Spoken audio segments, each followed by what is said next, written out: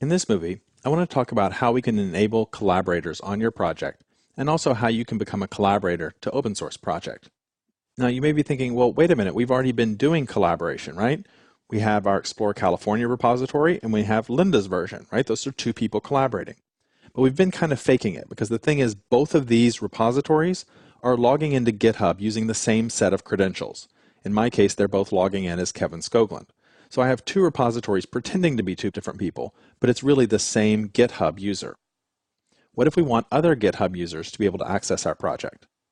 The way we do that is you go to the project homepage and then you click on Admin.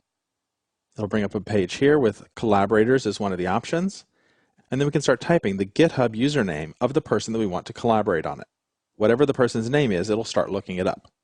Obviously, I'm not going to add myself to the project. I'm already part of it, but I'm just going to look up my username just to see how it comes up. So there it is. You start typing, and it starts narrowing down the Kevins until finally it finds my username.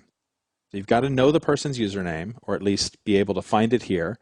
And then once you do, you'll click Add to add them to the project. Once you add them to the project, then GitHub will send them an email telling them that they've been added to the repository, and also providing them with this URL here so that they can then clone it and start working. And they'll have the ability to both read and write to that project. So that's an important step in enabling people to be able to work on your project with you. Now, if you want to work on an open source project, it works a little bit differently. And the reason why is not everyone in the world can make commits to the actual project itself. It'd be a total free-for-all if everyone could just commit whatever they wanted to the project. Instead, a limited number of people have write access and can actually make changes to it. But everyone has read access, so everyone can see it, but not everyone can actually make changes. Instead, the way that you make changes is that you need to make a fork. Now, before you even make a fork, I suggest the first thing you do is decide what changes you want to make. What contribution do you have to make? Look at the network.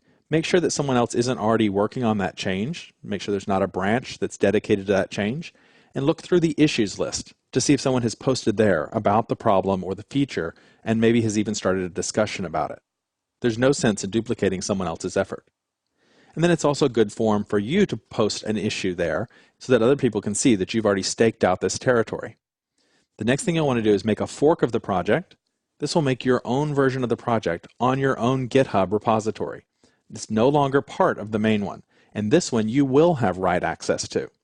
So you go ahead and clone the repository, work with it locally just like you normally would, commit those changes up to your version of the project, and then once you've got it all done, it's ready to go, you go back to the GitHub page for the main project and you issue a pull request. Essentially, a pull request is like raising your hand and saying, I have something here that I want to show you. You submit a message with your request, so you identify what the problem was that you saw or what feature you decided you wanted to add, talk about how you wanted to do it and why you think it's good for the project, and if you make the case effectively and your code looks good, then they'll accept your changes and incorporate them into the main project. They'll grab your branch and merge it in. And then at that point, everyone will have access to your new feature. So that's how you can enable collaboration using Git. The process is a little different if you're going to give someone else read-write access or if you're going to work on a project where you don't have write access.